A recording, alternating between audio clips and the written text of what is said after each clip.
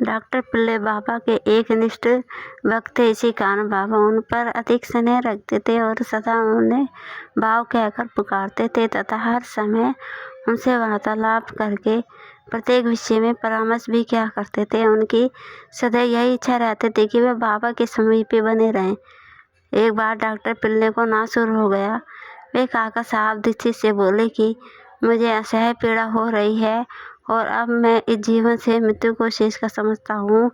मुझे ज्ञात है कि इसका मुख्य कारण मेरे पूर्व जन्मों के कर्म ही हैं। जाकर बाबा से कहो कि वे मेरी यह पीड़ा को दूर करे।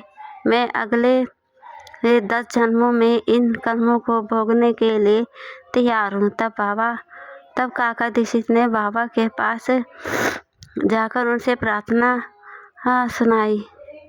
साईं तो दया के अवतार ही हैं, वे अपने भक्तों के कष्ट कैसे देख सकते हैं। उनकी प्रार्थना सुनकर उन्हें भी दया आ गई और उन्होंने दीक्षित से कहा कि पिल्ले से जाकर कहो कि घबराने की कोई बात नहीं है। कर्मों का फल 10 जन्मों में क्यों भुगतना पड़ेगा, केवल 10 दिनों में ही कर्मों का फल समाप्त हो जाएगा।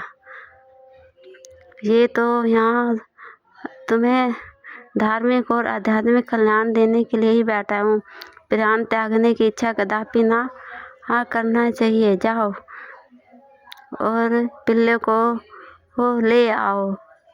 तब बाबा बोले,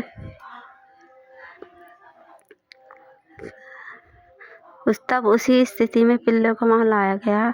बाबा ने दाहिनी ओर और उनके सिरहाने अपनी गद्दी देकर सुख से लिटा कर कहा कि अभी मुख्य उद्देश्य तो यह है कि पिछले जन्मों के कर फल को अवश्य ही भोग लेना चाहिए तथा उनके सदैव के लिए छुटकारा हो जाएगा। हमारे कर्म ही दुख सुख का कारण होते हैं, इसलिए जैसी भी परिस्थितियाँ आए उसी में संतोष करना चाहिए। अल्लाह ही सबका फल देने वाला और यही सबका रक्षक करने वाला है। ऐसा विचार कर सदैव उनकी शरण में ही मैं तुम्हारी चिंता को दूर करूँगा। बाबा ने इस तरह से पिल्ले को कहकर और उनसे कहा कि अभी एक कौवा आएगा और तुम्हारे नासूर पर चोंच मारेगा और तुम ठीक हो जाओगे। तब वार्तालाप हो रहा था कि उसी समय अब्दुल, जो मस्जिद में झाड़ू लगाने का तथा दिया बाती आदि सब्ज करने का कार्य किया करता था, वहाँ आया और वह दिया बाती सब्ज कर रहा था। अचानक ही उसका पैर डॉक्टर पिल्ले के नासूर वाले हिस्से पर उनका पैर पड़ा और पैर जो सूजा हुआ ही था और उसमें ऐसे नासूर के 9 कीड़े बाहर निकल पड़े।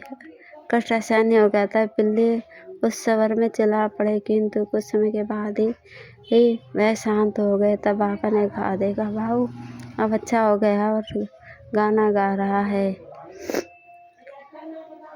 गाने के बोल थे, करम कर मेरे हाल पर तू करीम, तेरा नाम रहमान है और रहीम, तू ही दोनों आलम का सुल्तान है, जहाँ में नुमाई तेरी शान है, पनाह हो जाने वाला है यह कारोबार, रहे नूर तेरा सदा आश्कार, तू आशिक का हमदम हरदम मददगार है।